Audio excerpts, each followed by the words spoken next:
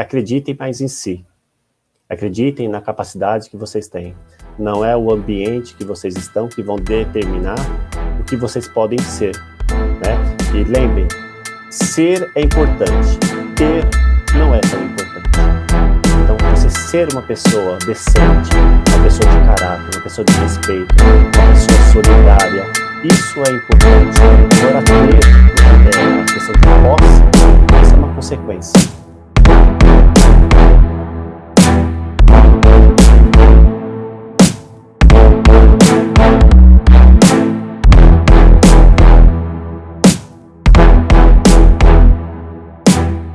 Olá, gente, tudo bem? Vamos lá para mais uma gravação do KivaCast. Hoje o nosso convidado Kleber. Prazer, me chamo Marcos, sou do terceiro ano A e sou coordenador de comunicação e estou junto com a Bia. Oi, gente, eu sou a Bia, do segundo C, vice-coordenadora de comunicação. Você quer se apresentar? Se apresente, professor. Não, falar olá a todos, né? Meu nome é Kleber, sou professor de Biologia e Química e hoje estou atuando no programa de ensino integral na Escola Celso Piva e numa outra escola do estado de São Paulo, na cidade de São Paulo. Professor, hoje nós vamos começar com a mesma pergunta que nós fizemos para o Jacinto no episódio anterior, que é como que o senhor, quanto professor, você se coloca assim no lugar do aluno? Porque o aluno, né, foi o que a gente falou, o aluno vê o professor como, tipo, um centro das atenções, né, tipo, pro aluno, o professor nunca foi aluno, né, porque muitas das vezes tem professor que é muito chato, aí o aluno pensa, como que esse professor aí, tipo, desse jeito, ele sabe que já foi aluno na vida dele? Me conte um pouco, conte pra gente como é que, já puxando o gancho, já como é que foi quando você estudava, como é que era na escola as suas dificuldades? Bom, vamos lá, né? Isso é uma realidade, porque os alunos não imaginam que professor, ele faz mercado, faz feira, né? Que o professor dá risada, né? Que o professor se descontrai com a família, que brinca. Parece que o professor, ele vive numa redoma, né? E está né, longe de todas as situações do cotidiano. E não é verdade, né? O professor é uma pessoa normal que desempenha uma função e que é mais um sacerdócio, né? Nos dias de hoje, que a gente tenta, com aquilo que a gente aprendeu antes dos alunos, compartilhar e direcionar os caminhos, né? Eu enquanto aluno, eu sempre gostei muito de estudar. Então, e o meu maior sonho, meus pais vieram de uma origem muito, muito humilde, né? Além de mim, eu tenho mais 4 irmãos, então era tudo dividido, as atenções, né? O dinheiro, tudo era dividido ali. Então, eu sempre quis estudar, por exemplo, num colégio particular. Tinha um colégio em Guarulhos que chamava Claretiano, que hoje é o Farias Brito. Mas naquela época era um dos melhores colégios de Guarulhos, assim como outros que ainda existem, né? E o meu maior sonho era poder estudar lá, mas eu nunca tive oportunidade, porque meus pais não tinham condição. Então, o que eu tinha que fazer? Eu tinha que estudar e me dedicar ao máximo, né? Então, dentro da escola, eu sempre procurava sentar mais próximo da lousa para poder entender melhor. Eu achava que quanto mais eu sentasse na frente, melhor seria o entendimento, né? Naquela época não tinha muita compreensão, mas eu imaginava isso, que a minha atenção não ia se desviar com outras coisas, né? Então, eu procurava sentar mais à frente para poder me dedicar ao estudo. E eu, graças a Deus, eu conseguia assimilar muito conteúdo ouvindo professores, visualizando, né? Eu tinha uma facilidade para poder entender, ouvindo bastante coisa, né? O que os professores falavam. Então, isso era uma característica que eu tinha. Então, dentro da sala de aula, eu tentava me dedicar. Mas, desde os 6 anos de idade, eu joguei bola, jogava bola. Às vezes, eu chegava em casa e fazia minha lição muito rápido para poder ter mais tempo para brincar, como toda criança faz. A minha vida era normal, não é diferente da de ninguém. E da onde surgiu a ideia de ser professor? Em que momento da sua vida você parou e falou assim, não, eu vou ensinar agora, que é o que eu quero? Quando a gente é de uma família de origem humilde, a maior preocupação que os pais têm é do trabalho, né? De a gente tentar se manter, de ter a manutenção na fase adulta, né? De ter um bom trabalho, de ter uma boa formação.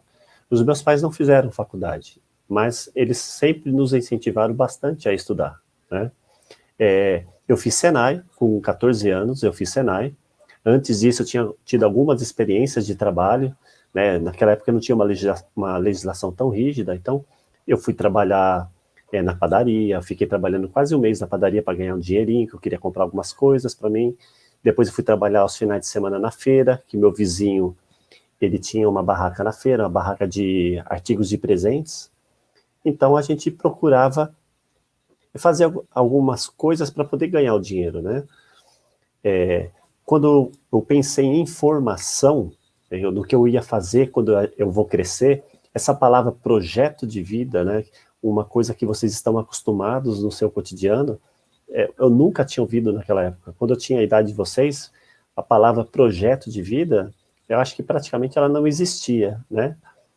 Então, a ideia era de fazer uma faculdade pública, a ideia era de, geralmente, né, as principais profissões, advogado, engenheiro, médico, eram as profissões que sempre os pais incentivavam os filhos. Então, eram muito mais uma orientação de quase todas as famílias, que os filhos tinham que ser médico, advogado ou engenheiro. Era praticamente isso, e não existiam outras profissões. E eu, muito curioso, eu sempre gostei de ficar pesquisando, né, e desmontava muitas coisas. Então, eu pegava brinquedos e desmontava para ver como que era por dentro. Eu lembro de uma vez que eu tinha, acho que uns 6 anos de idade, eu peguei umas ferramentas do meu pai, e eu peguei aqueles registros de botijão de gás, e eu fui desmontar o registro do botijão para ver o que tinha lá dentro, como que o gás passava lá dentro. Então, eu acho que essa questão de estar descobrindo, né, essa parte de manusear, né, sempre foi, eu acho que, uma característica minha. E eu sempre quis trabalhar em laboratório, né? O meu sonho era trabalhar em laboratório, era trabalhar com materiais biológicos, né? Então, acho que a partir daí, quando eu consegui adentrar a faculdade e eu fui verificando as possibilidades dentro da minha profissão, eu acho que a questão do professorado, ela ficou mais latente, ela ficou muito mais próxima de mim. Eu trabalhei em laboratório, fiquei um tempo como estagiário em laboratório, tive a oportunidade de participar de um laboratório que é centro de referência mundial em pesquisas de medicina tropical. Então, isso foi importante para a minha formação. Eu considero que ali eu acho que foi o precursor de hoje eu estar dedicado exclusivamente para a educação, porque é muito difícil você trabalhar na área científica no Brasil, não é fácil. Tem muitas implicações, principalmente de manutenção, de dinheiro, de grana, né? Oportunidades pode ser até que tenha, mas elas são poucas. Ô, professor, o senhor falou da escola, né, que o senhor era um aluno muito dedicado. Você tinha como referência algum professor, tipo, da época de infância, assim, tipo, para você, meio que, tipo, se inspirou para ir para a carreira de biólogo? Olha, eu tive uma professora na quinta série, que ela foi até a professora da Universidade de Guarulhos, que era a professora Felipa, era o nome da professora. É uma característica, eu lembro do nome dos meus professores, tá, gente? Eu não sei se vocês lembram, mas se você perguntar para mim o nome da minha professora na primeira série, eu vou falar o nome dela, e vou lembrar, não vou falar de todos não, mas aqueles que marcaram na minha formação da primeira à quarta série, eu falo todos para vocês. E agora, quando eu entrei já no ensino fundamental, que teve aquela diversificação, teve o aumento do número de professores, né? Cada um com a sua disciplina, teve alguns que marcaram. Eu tive um professor chamado João Pedro, professor de matemática, foi um excelente professor, e a mente dele funcionava de uma maneira diferente, né? Por causa que ele pensava muito rápido e ele fazia com que a gente pensasse rápido. E na matemática isso é uma vantagem, né? Você se adiantar, né? Eu tive essa professora de ciências que chamava Felipa, né? e um professor chamado José Aparecido, professor de biologia. São professores que eu tenho por referência dentro da minha formação enquanto aluno.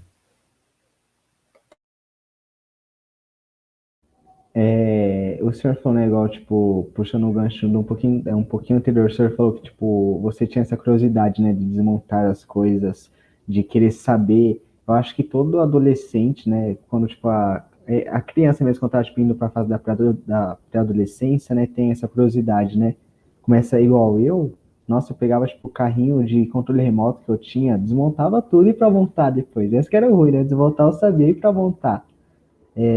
Mas em algum momento da sua vida, assim, né, dessa fase de transição, você teve uma outra profissão que você tinha em mente, que queria seguir? Ou... Porque todo adolescente tem essas dúvidas, né? De, tipo, às vezes você, meu, quero ir para da medicina, mas quando você chega lá pro terceiro ou segundo ano, você vê que não é isso que você quer, né? Ou às vezes até quando você estava cursando a faculdade. Eu vejo assim, acho que foi antes disso, antes de adentrar a faculdade. Quando eu entrei na faculdade, eu já tinha decidido, né? Porque eu sempre gostei de exatas. A primeira faculdade para a qual eu prestei foi física, para você ter uma ideia. Eu prestei para física na Unesp. Eu cheguei a passar em Guaratinguetá, só que uma característica, ou característica não, um evento que aconteceu na minha vida que, não vou falar que dificultou, mas eu tinha que pensar de uma maneira diferente, é que eu casei muito cedo. Eu casei com 19 anos, tá? E, por ter casado muito cedo, se eu fosse para Guaratinguetá, onde que a minha esposa, na época, iria ficar. Então, foi uma das coisas que eu tive que pensar se eu ia continuar com aquela ideia de ir para Guaratinguetá ou não. Mas eu acabei decidindo não ir. Eu já tinha um emprego, eu tinha feito Senai, né? Eu tinha uma profissão da qual eu tinha manutenção da minha vida para custear as coisas que eu queria.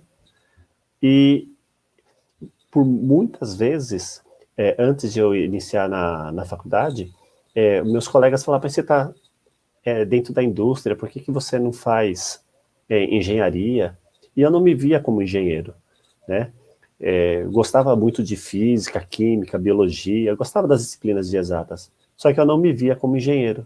Eu não, sabe assim, quando você não... Tá legal, eu posso ter até algumas qualidades que eu posso vir a ser um bom engenheiro. Agora, trabalhar a vida toda, né, como engenheiro, será que é isso que eu queria? Então, essas perguntas que vocês têm, principalmente os alunos de terceiro ano, que estão aí à via de prestar vestibulares, as dúvidas que vão surgindo, então isso faz parte, é parte do processo e é parte do amadurecimento. Então eu tive esse questionamento antes. Depois que eu entrei na faculdade, aí não. Aí eu não tive questionamento se eu estava seguindo o caminho certo, porque eu tive excelentes professores na faculdade, e muitos desses aí são as minhas referências até os dias de hoje, por causa que foram exímios professores. Foram professores excelentes, e isso é uma coisa que eu levo dentro da minha formação, que eu fui muito abençoado nessa parte, porque os professores que eu tive conseguiram explorar ao máximo das potencialidades que os alunos ali tinham. Foi muito bacana a minha formação. Pro, depois que você se formou e tudo mais, você teve alguma frustração na área que você escolheu? Uma frustração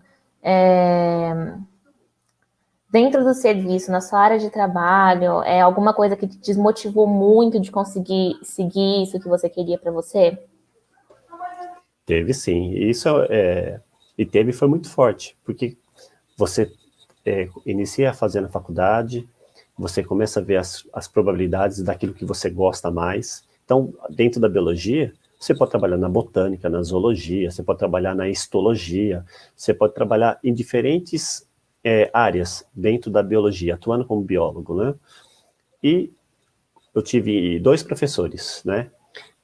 Maria Cristina Fink e professor Flávio Buratti. São 2 professores que eles faziam mestrado na Faculdade de Medicina da USP. E eles me convidaram para poder fazer uma semana de estágio no laboratório aonde depois eu fui fazer estágio, né? E eu fiquei lá uma semana, fiquei vislumbrado, porque eles, de certa forma, acho que eles viram que eu levava jeito para trabalhar no laboratório, e me convidaram para ficar lá um tempo lá, para poder ver se era aquilo que eu realmente queria. E por surpresa minha, fiquei vislumbrado, né? Porque lá a gente fazia, lá eles faziam sequenciamento viral, isso que vocês ouvem hoje, né, de genoma, que é muito mais do cotidiano, não é uma palavra que é diferente, que vai causar impacto. Hoje, dentro do ambiente escolar, se você fala genoma, genética, todo mundo sabe. Mas naquela época, o sequenciamento do genoma humano estava sendo feito ainda. Então, era tudo muito desconhecido, né, para a população comum, né, para a área científica, né, para dentro da academia, né, da academia científica, era coisa simples de se falar. Mas eu não conhecia com tanta propriedade. E ali, eles começaram a falar o que o laboratório fazia, e eu fui me identificando muito com aquilo lá, né? Sequenciamento de DNA, fazendo extração de DNA do sangue, fazendo cultura celular, fazendo muitas coisas relacionadas à área biológica. E eu falei assim, é isso que eu quero. É isso que eu quero, é esse segmento que eu quero seguir. E eu comecei ali a participar das atividades. Conversei com o diretor do laboratório, né, ele aceitou que eu ficasse ali como estagiário, e ali eu fiquei por um bom tempo. E com o tempo, a gente, para poder se permanecer no mundo acadêmico, além de estudar, você precisa de grana para poder se manter. E hoje os cientistas, eles vivem de bolsa de projeto, né? Nós temos a FAPESP, que é uma das principais organizações dentro do estado de São Paulo que custeiam as produções científicas, né, as pesquisas científicas. Nós temos em âmbito nacional a CNPq e temos outras instituições também que custeiam a pesquisa científica no Brasil. Existem outras também. Então você submete seu trabalho. Então você só vai conseguir realizar o seu projeto se você tiver a verba para poder aplicar dentro do teu projeto e que você também tenha dinheiro para poder te sustentar. Então, isso foi impactante. E isso foi o que a gente fala, né, que jogaram água na cerveja, né? É uma expressão que a gente acaba falando. Porque foi um banho de água fria, porque é muito difícil, para conseguir é mais difícil ainda, para se permanecer muito mais. Então, isso foi um pouco desestimulante. Eu considero isso uma das fases que eu tive para pensar em quais as outras possibilidades que eu poderia ter dentro da minha formação. Passou na sua cabeça em algum momento em desistir? Em algum ponto, assim? Passou na sua cabeça você desistir, jogar tudo pro ar, escolher alguma outra área? Isso é uma coisa que eu decidi, então, é esse caminho que eu quero, então eu vou até o fim. É uma coisa que eu tenho comigo, eu não sei se isso é bom, se é ruim, mas é algo meu. Eu não gosto de deixar as coisas pela metade, inacabadas. E como eu escolhi fazer aquela graduação, voltar para trás, acho que seria uma derrota maior ainda. Então eu falei, não, é aqui que eu quero, e aqui que eu vou permanecer, eu vou seguir nesse caminho. Então desistir para mudar de área, hoje vamos supor, eu sou biólogo, vou fazer direito. Eu nunca pensei nisso. Então, esse é o momento que você pensa em começar a atuar como professor, nesse momento que você vê que atuar tipo, em laboratório tem um custo muito grande e você não tem esse custo. Aí você vai para da área da educação. Como o próprio curso que eu fiz é um curso voltado para a licenciatura, então você que está falando de um curso de formação de professores, né?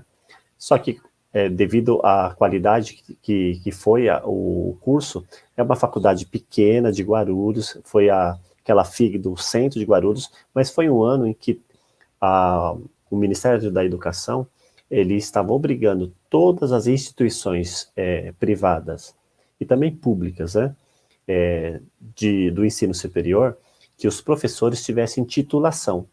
Então, o professor especialista, ele não poderia lecionar, então tinha que ser mestre, tinha que ser doutor, tinha que ser PhD, Então, naquela época, as faculdades elas tentaram se firmar no mercado, né? As faculdades privadas. Então, eu tive a inserção no programa, na grade curricular, de professores que tinham esse gabarito. Então, em termos de qualidade, o curso ganhou muita expressão. Então, eu tive professores que atuavam na Universidade de São Paulo, eu tinha professores que atuavam nas principais universidades privadas de São Paulo, que vieram fazer parte do curso de biologia. Então, por isso que eu digo que foi muito bacana. Tinha um professor que não era nem do Brasil. Eu tinha uma professora que era uruguaia, a professora Suzana, uma professora de química. Eu tive um professor que ele era de Guiné-Bissau, professor mestre em anatomia.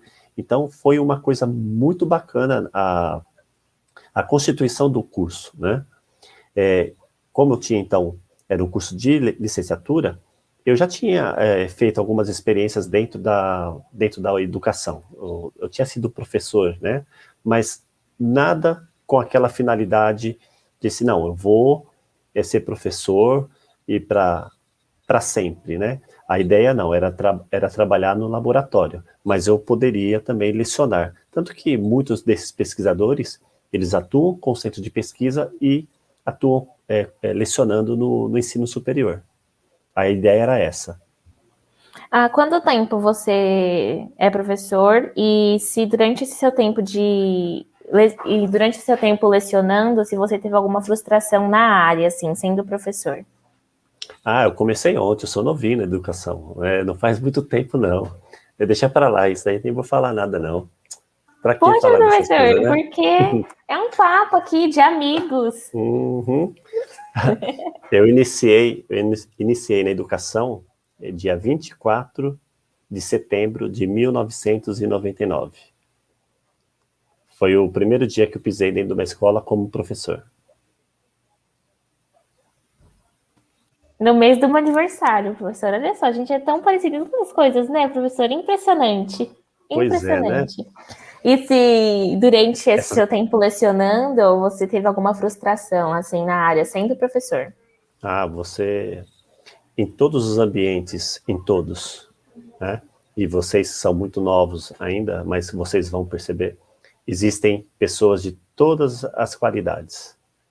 Tem as pessoas que te querem bem, tem as pessoas que não te querem bem, tem as pessoas que torcem pelo teu sucesso e tem aquelas pessoas que torcem pelo teu fracasso. Em todas as profissões, em todos os ambientes, seja na igreja, seja no trabalho, seja no trânsito, em todas, não há exceção, tá? Então você acaba tendo algumas decepções em relação à convivência com outras pessoas, o que poderia ocorrer em qualquer outra profissão. Então, sim, dentro da educação a gente tem alguns dissabores, né? Pessoas que tentam macular a sua história, né?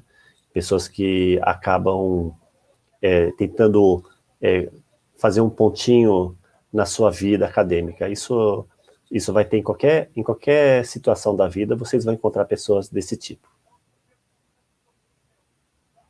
Ô, professor, em qual momento que o senhor entrou para o método de ensino PEI? Você atuava em qual escola? E como é que foi você chegar até a PEI? Você foi indicado ou você viu o concurso e quis participar? Como é que foi?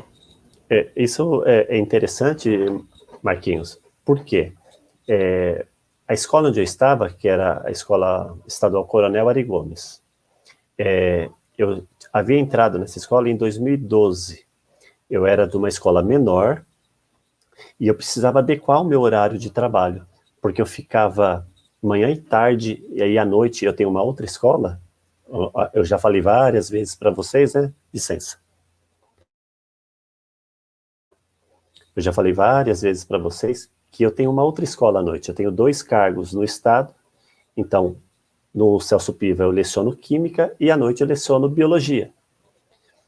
Então eu precisava de uma escola que me desse uma quantidade maior de aulas para poder eu ter uma remuneração que eu achasse que fosse mais adequada a mim, né?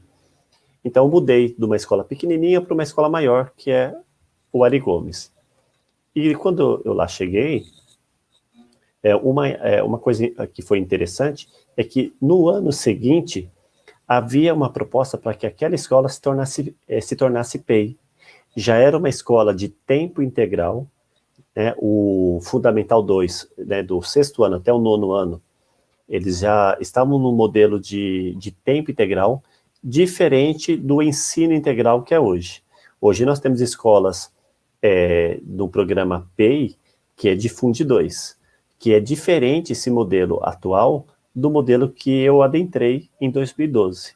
Então, a ideia era que transformar aquela escola no modelo que vocês estão, né, no modelo PEI. E, de acordo com o conselho da escola, com a comunidade, não foi aprovado. Eles não quiseram a mudança. Aí foi para uma escola mais próxima. Quer dizer, não mais próxima, né? Uma escola próxima ali, que foi o Fábio Fanucchi. E, naquela época, né, eu estava fazendo pedagogia, eu queria trabalhar com gestão escolar, e eu optei em ficar ali. Eu não fiz inscrição em nenhuma PEI, tá? E isso foi passando os anos, eu acabei eu fiquei na escola como coordenador, né, era PCAGP, né, Professor Coordenador de Gestão Pedagógica. E eu fiquei ali durante o tempo como PCAGP, depois eu fui designado como vice-diretor, e ali fiquei um bom tempo na vice-direção. Nesse período, né, até eu ser vice-diretor, teve uma mudança de direção na escola e eu acabei voltando para a sala de aula. Foi aí, esse momento, que veio mais forte, né, a ideia de ir para uma escola PEI. Foi nesse momento, foi praticamente de 2018 para 2019. Muitos colegas falavam, Kleber, vai para a PEI, você gosta de trabalhar com projetos, você é um professor que gosta da área de exatas, você vai se dar bem, né? Vai lá, faz a inscrição. Eu falei, não, vou ficar aqui na gestão da escola, vou ficar aqui na vice-direção. Não queria mudar, né?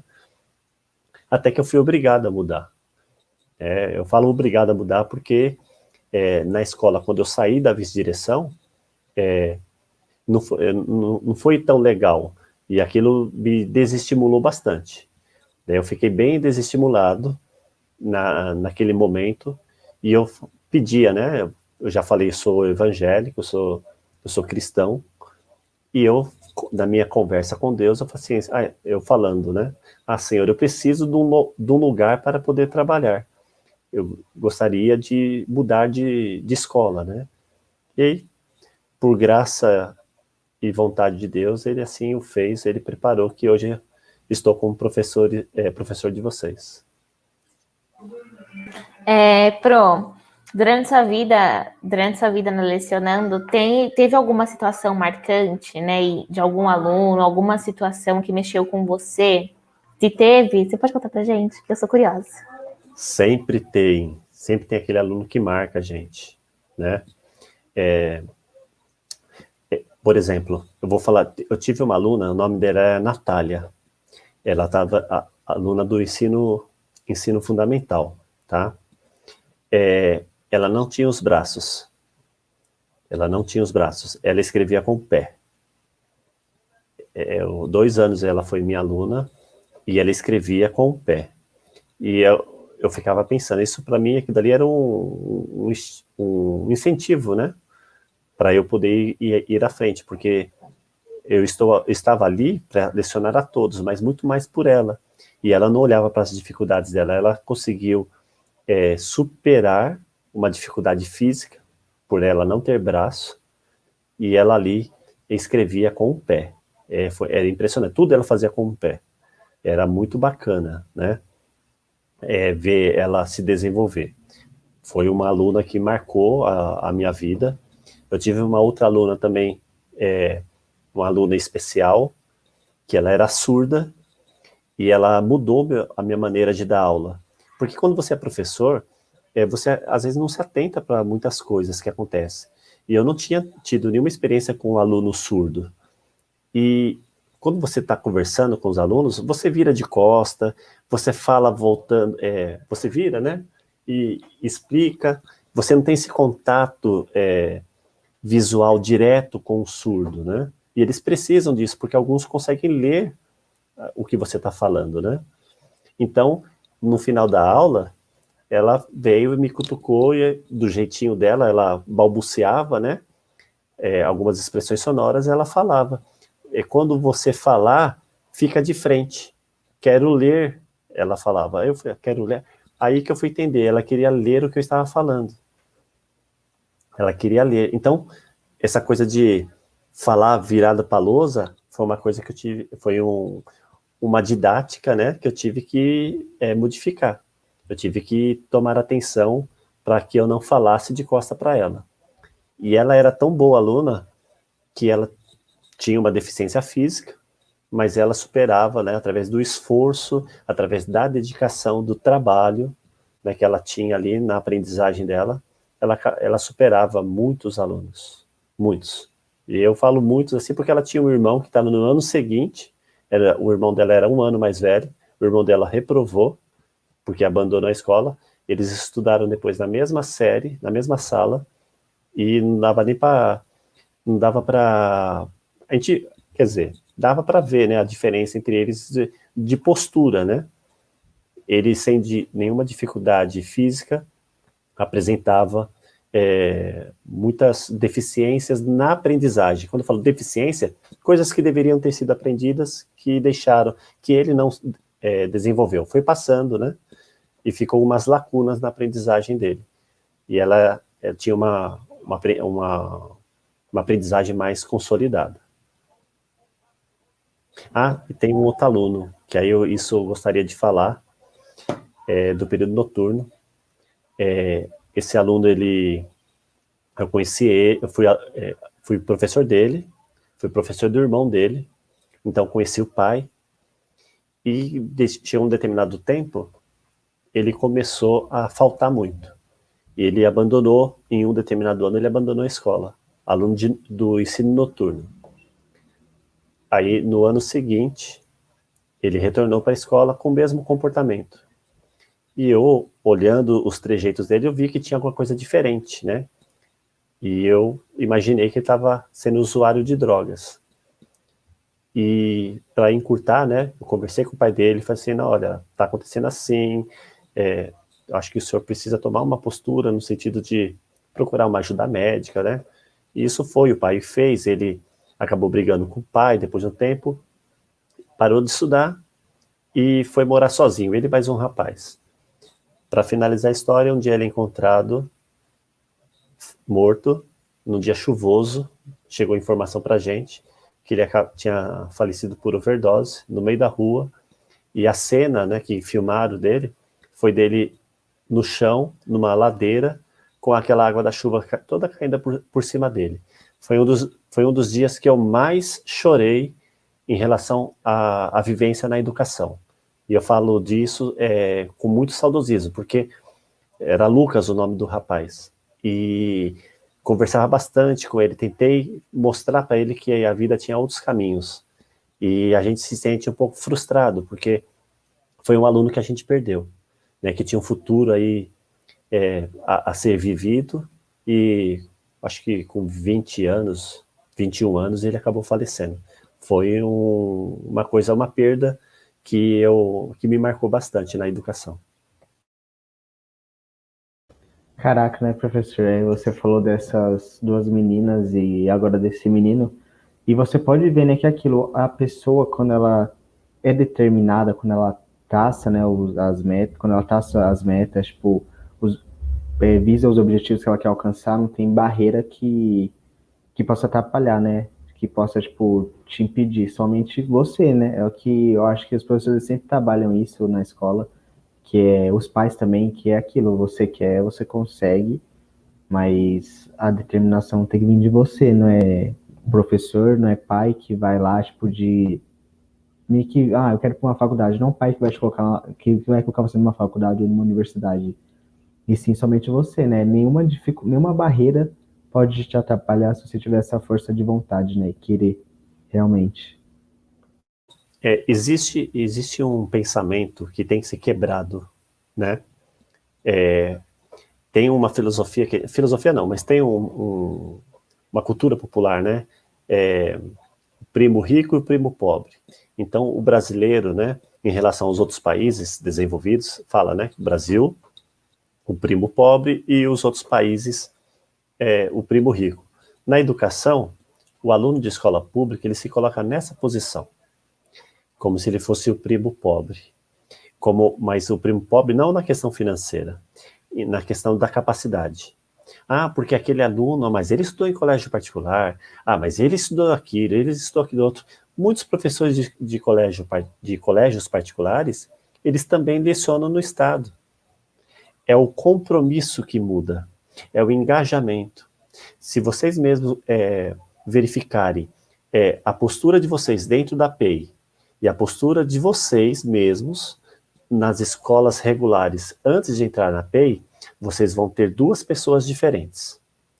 Eu até conversei com o Marcos esse dia, por causa do meu filho, Felipe. Falei assim, Marcos, você consegue ver como que o aluno de primeiro ano ele é infantil? Que ele não está maduro o suficiente ainda? Você consegue perceber isso?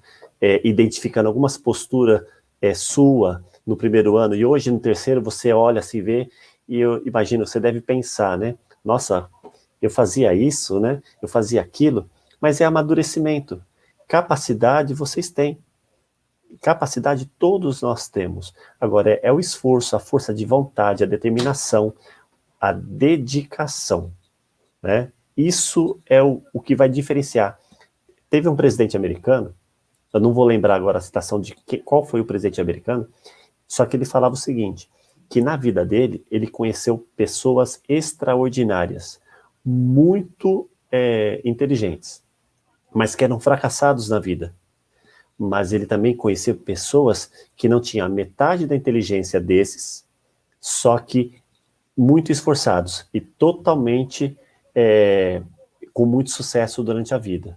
Então, é a dedicação, é o esforço, é o cotidiano, é o planejamento, essas coisas que vocês ouvem na tutoria. Às vezes a nossa relação com vocês ultrapassa a relação aluno-professor. É aquela questão de paizão, ou da pessoa, do tio, né? O querer bem de vocês, né? A gente enxerga muitas potencialidades em vocês que vocês mesmos duvidam. Basta acreditar. Eu acho que o que falta é uma questão da autoestima educacional. O aluno saber que ele pode, né, que ele consegue, porque ele parece que está num momento de depressão educacional, que ele acha que ele não consegue fazer nada, então tudo aquilo é muito dificultoso, acaba observando muito mais o copo, a parte do copo que está vazia do que aquela que está cheia.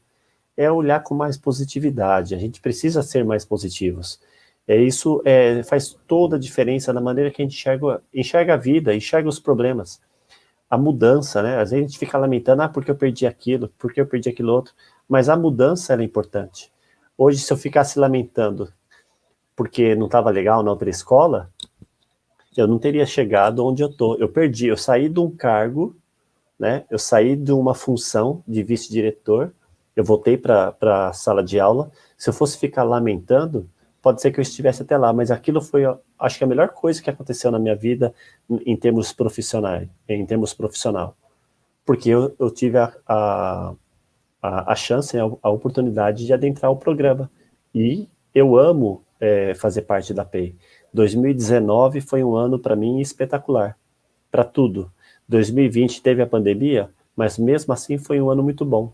Nós conseguimos muitas coisas dentro da escola. E conhecer vocês, ver a dedicação de vocês, o compromisso, não é fácil, gente. Eu vivo duas situações, durante o dia e a noite. Então eu falo isso com propriedade, não é porque fulano me falou. Eu vejo que vocês são muito batalhadores, muito valentes.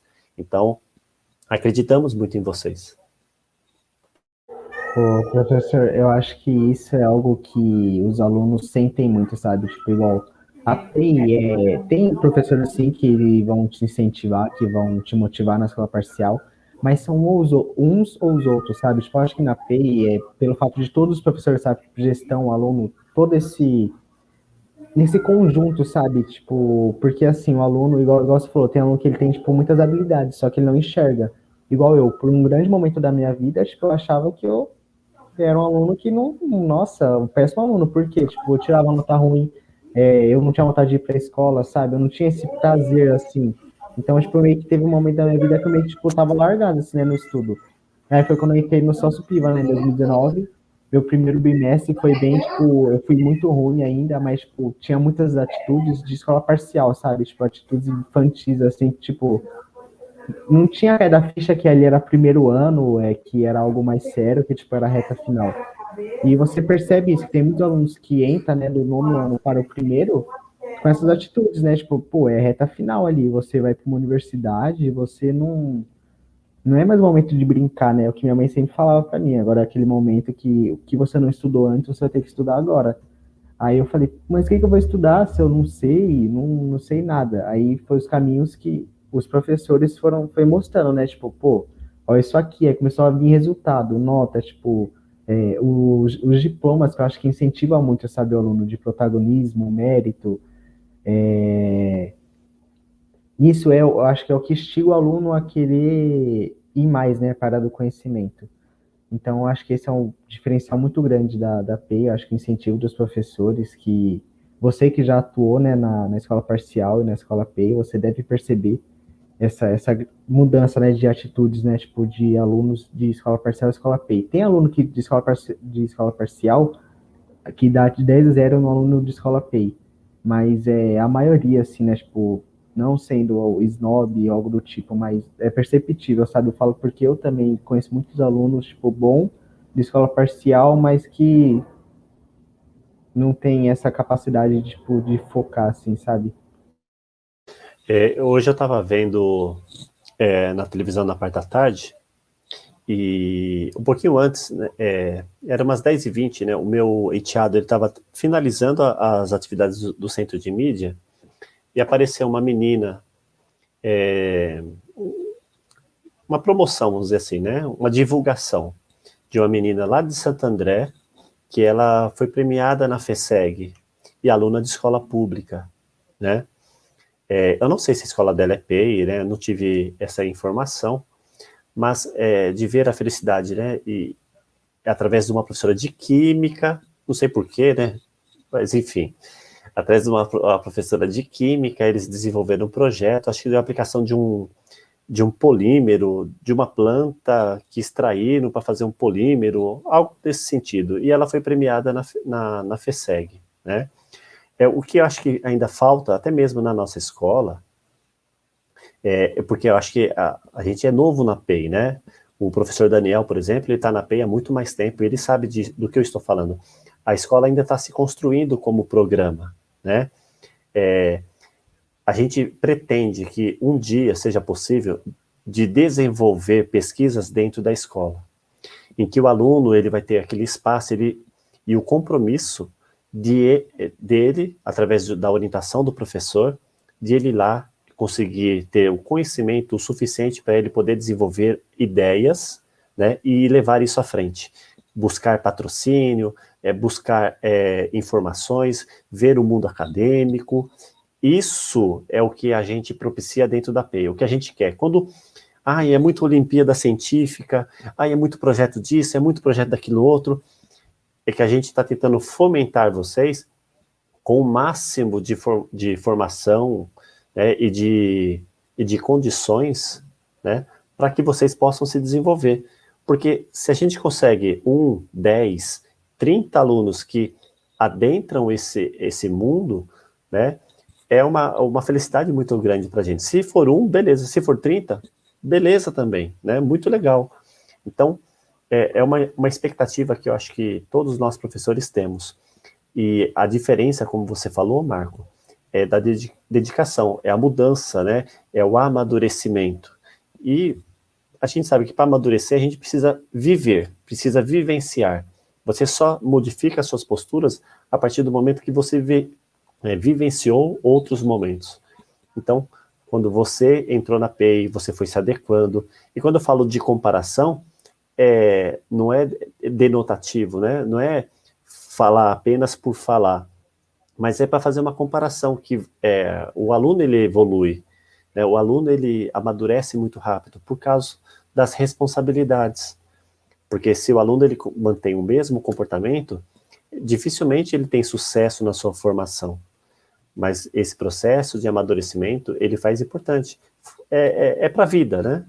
É para a vida da pessoa. Então isso que é o bacana ver essa transformação, de ver hoje, por exemplo, ver o Marco Aurélio, por exemplo, ver o Marcos Vinícius, e ver outros alunos que eu entrei em 2019 junto com eles, ver o quanto eles amadureceram, né?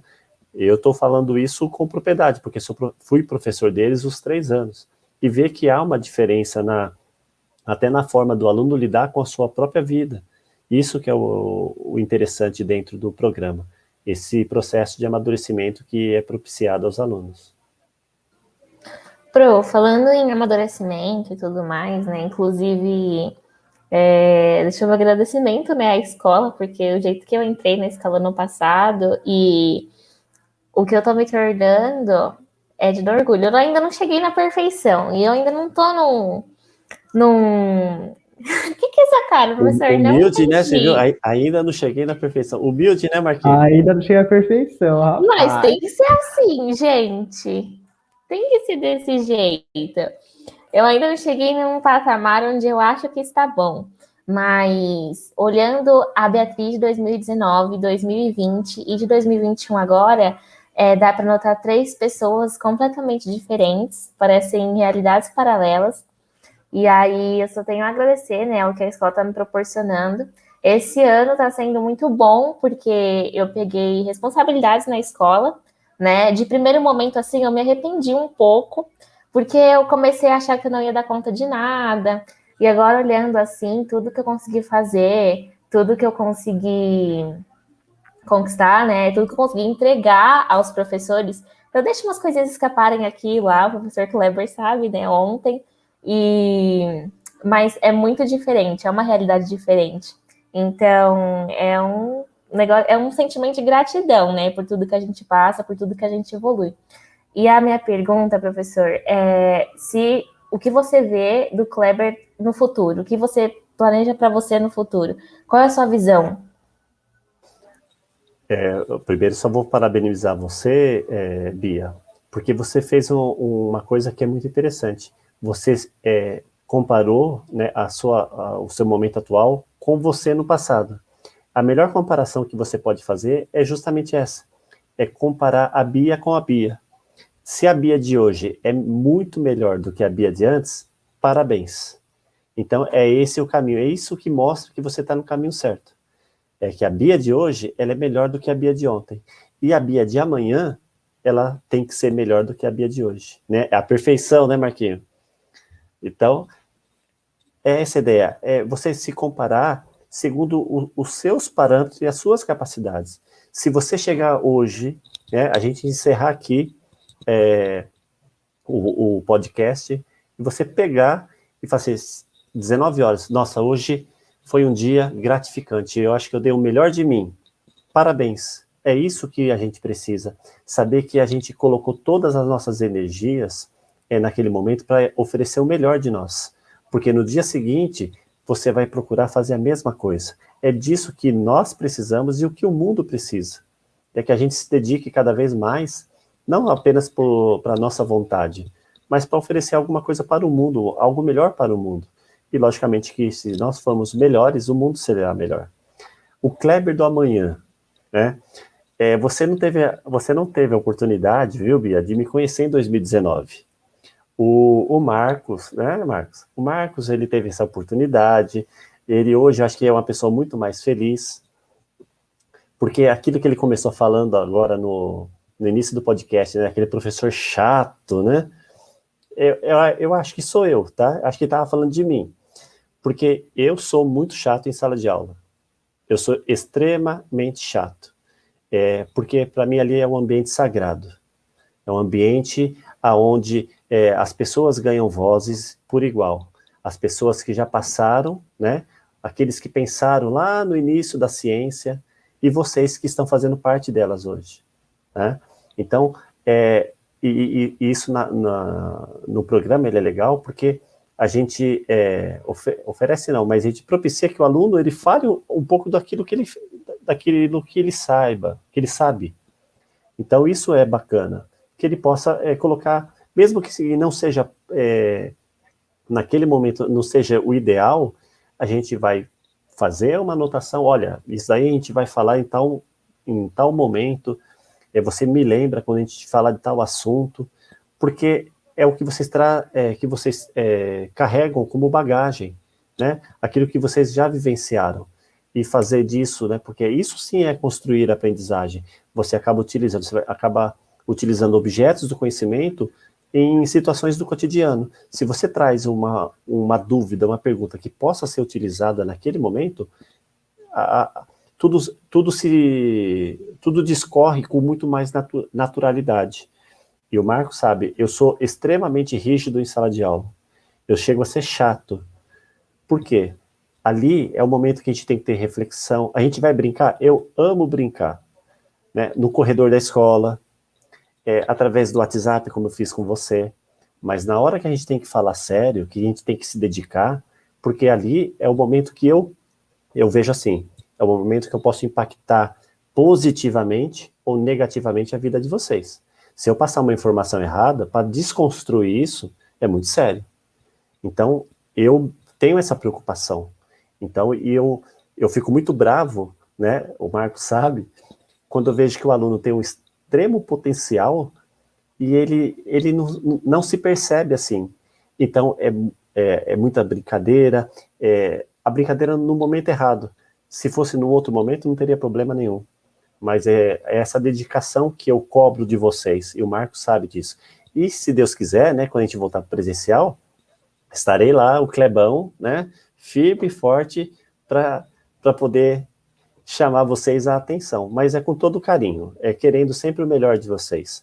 Acho que talvez o Marcos, me conhecendo melhor hoje, e por aquilo que a gente já conversou, acho que eles têm uma ideia melhor.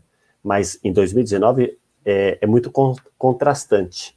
O aluno de primeiro ano chegando na PEI, vindo do regular, e um professor adentrando no programa naquele ano, que também não conhece. Então, é um choque de realidade, né? E a gente vai se ajustando. Tanto que hoje a gente já se ajustou. Não tem tanto embate, né? Porque às vezes a gente tem que se posicionar. A gente tem que ser um pouquinho mais firme, um pouquinho mais rígido, mas tem momento que é através do amor, do carinho, da brincadeira, que a gente vai conseguir o resultado. É exatamente isso aí que eu vou falar, professor. A gente já está encaminhando aqui para a final, né? Mas, assim, eu acho que, foi o que você falou, o aluno está vindo de um ensino parcial, porque a gente falou de maturidade, então tinha muitas brincadeiras, assim, tipo, de criança, sabe? Tipo, os alunos não estavam meio que acostumados com o ensino PEI, nem o senhor, então, tipo, era algo novo para os dois, né? Para ambos. E aquilo, você, quanto professor, você tem que, tipo, impor um respeito, né? Tipo, dentro de sala de aula, porque senão, tipo, chega um momento que, tipo, os alunos estão lá brincando e, tipo, meu, você falando, porque é o que você vê em muitas escolas parciais, sabe? Tipo, o professor lá, tipo, tentando dar aula, tipo, e os alunos meio que tomam posse, né, tipo, da sala de aula. A Bia até falou que na escola dela era assim, tipo, na antiga escola, os alunos tomavam posse da sala de aula. Eu acho que o professor, tipo, ele tem que impor esse respeito realmente, assim, para que os alunos não tomem essa posse, né? Eu não vejo antes, né? Tipo, eu, Marcos, antes, quando espera um aluno que era muito imaturo, eu via o senhor como uma pessoa muito chata. Eu falava, meu Deus, tipo, ia pra sala e falava, ah, não, Clever agora, gente. Não, como assim? Mas por quê? Naquele momento era um outro pensamento que eu tinha, né? Tipo, eu não tinha esse pensamento tipo, meio que se pôr ao seu lugar, né? Tipo, no seu lugar e falar, pô, ele tá tentando dar aula e a gente tá atrapalhando. Não, eu só queria, tipo, o quê? Dar risada e era isso. Mas hoje, eu acho que até muitos alunos que tinham esse pensamento de você hoje meio que mudou, né? Porque daí teve um momento até que a gente foi pra um passeio que eu vi o senhor, sabe? Tipo, eu dando, brincando, eu falei, nossa, gente, esse aí é o Clever, que é aquele momento que a gente fala, né? No começo, o aluno vê o professor como tipo, aquilo que você viu no primeiro momento é o professor sempre, né? Você não enxerga, tipo, o professor fora desse âmbito, né? Tipo, de sala de aula. Então, acho que hoje eu vejo o senhor de uma forma diferente, porque até eu mesmo mudei esse meu pensamento, né? A gente cresce, a gente evolui, a gente amadurece, e percebe que o senhor não estava sendo errado, o senhor só estava querendo que a gente prestasse atenção porque aquilo ia prejudicar a gente, né? Só que no momento que você tá nem aí pra nada, aquilo ali é só baboseira, né? A convivência, né, Marquinhos? A convivência, ela é difícil. Lidar com pessoas não é fácil. Então, imagine numa sala de aula que você tem ali 30, 35 pessoas, 40 pessoas, cada uma pode pensar de uma maneira diferente. Então, quando o professor entra na sala de aula, né, a expectativa dos alunos, quando ele tem consciência do seu projeto de vida, é um. Agora, se o aluno ainda está nesse processo ainda de formação, leva um certo tempo. Mas isso é processo. É igual você conhecer um parente distante. Você fica meio assim, com o pé atrás, você não sabe se você pode brincar, se não pode, e os espaços eles vão sendo ganhados, né? Os espaços eles vão sendo conquistados. Então, o adolescente conquista seu espaço e o professor conquista seu espaço frente aos alunos. Então, quando isso se encaixa, é o momento perfeito para a aprendizagem. Vamos fazer a pergunta de encerramento, né? Para deixar um recado para os alunos que estão assistindo, né? Deixa um recado para eles, uma frase motivacional. Ixi, motivacional, você quer estilo Kleber 2021 ou Kleber 2019? Vamos no upgrade, né? O Kleber 2021. Uma dosagem. Não, o que eu posso dizer para os alunos, para todos vocês, é que vocês acreditem mais em si. Acreditem na capacidade que vocês têm. Não é o ambiente que vocês estão que vão determinar o que vocês podem ser, né? E lembrem, ser é importante, ter não é tão importante. Então, você ser uma pessoa decente, uma pessoa de caráter, uma pessoa de respeito, uma pessoa solidária, isso é importante. Agora, ter, né, a questão de posse, isso é uma consequência, né? Tem pessoas que têm tudo em termos materiais, mas são pessoas infelizes. Agora, se você se preocupar em ser uma pessoa melhor, você conseguirá ter sucesso. É o que eu deixo como um incentivo para vocês. Caraca, professor, muito linda a mensagem aí. Realmente, né? Tem pessoas que têm tudo, mas são pessoas vazias, né? Tipo, são cheias de riquezas, mas vazias de sentimentos. Muito boa a mensagem, muito obrigado pela presença. Foi um papo muito produtivo. Eu não poderia deixar, né? Só para deixar algo para todos também, tá? Que a cada manhã as misericórdias de Deus elas se renovam. Você tem uma chance para fazer tudo diferente na sua vida quando você acorda. O que ficou no dia anterior já era, passou. Isso não já vai ficar escrito na história. Agora, quando você acorda, abre seus olhos, você pode ser uma pessoa totalmente diferente. Então, é uma frase da Bíblia que eu gostaria de compartilhar com vocês. A cada manhã, as misericórdias do Senhor, as misericórdias de Deus, elas se renovam. Tudo pode se fazer novo na vida de vocês. Linda mensagem, professor. Muito obrigado mesmo. Então, vamos lá, pessoal que está assistindo aqui, que chegou até o final, que viu toda essa mensagem que o professor passou para nós. Se motivem, né? Não se deixem levar. As coisas estão difíceis, sim, para todos. Não é fácil para ninguém, mas aquilo, né? Quem disse que a vida vai ser fácil, né? O professor conta um pouco da história dele e a gente tem que tentar ver a nossa história no futuro, né? Meio que dosando com essa mensagem dele. Então, não se deixem perder pela pandemia, está tudo difícil, mas nós conseguimos, porque nós somos fortes, né? Somos PEI, somos PIVA, como a Cleusa fala, nós temos ótimos professores que estão dispostos a nos ajudar a todo momento. Então, e amigos também, né? Amigos que são bem solidários, que eu acho que esse é o lema da escola a escola PEI, né? Alunos protagonistas, solidários e acho que competentes, algo do tipo. Desculpa se eu errei, mas Então, você tem colegas, tem professores, tem uma gestão ótima à sua disposição. Então, aproveite que é aquilo. O professor falou, a vida passa, talvez amanhã você não vai ter essa nova oportunidade. Pode falar, Bia. É isso, né, galera? A gente levou 2 frases motivacionais, um tapa na cara de todo mundo que está assistindo. E muito obrigado, Pro, por ter aceitado o nosso convite, por ter se disponibilizado, né, de ter vindo fazer a entrevista com a gente. Obrigada, professor Daniel. Não é para desligar ainda, não é para desligar ainda ao vivo, Daniel, por favor, a gente está agradecendo. Obrigada, professor Daniel, né, que sempre está aqui ajudando por trás das câmeras, nos bastidores. Obrigada ao Marquinhos, meu parceiro do podcast. E é isso, gente, se inscrevam. Deixem like e semana que vem tem mais. Tá aprendendo, né, Marquinhos? No final da aula de química, né? Que a gente sempre brinca assim. Deixa o like. Professor, você quer mandar um Se você beijo gostou aí desse alguém? vídeo, né? Curte seu vídeo, compartilhe com seus colegas, deixe um like, se inscreva no canal. Olha, professor, todo digital influencer. Aproveita o momento aí, você quer mandar um abraço aí para alguém, aproveitando nosso momento de fama? Professor, não precisa dizer que é para mim, tá? Mas pode mandar.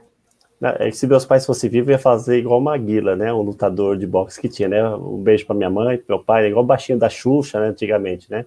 Mas eu deixo um abraço para a comunidade do Celso Piva, também para os alunos lá de São Paulo, que fazem parte da minha rotina também, e os colegas de trabalho, né? A gente não constrói nada sozinho. Então, hoje eu tenho muitos colegas de trabalho que participam da minha vida intensamente. Então, um abraço para todos vocês. Então é isso aí, pessoal, que quer fechar patrocínio com a gente, aproveitando nosso momento de fama, acessa lá no Google, Celso Piva, e entre em contato com o nosso e-mail, beleza? Vamos lá fechar uma parceria aí, Habib's, McDonald's. Não precisa. Só que é de comida, hein, Marquinhos? Só comida, né? Efeitos do Piva. Tchau, gente.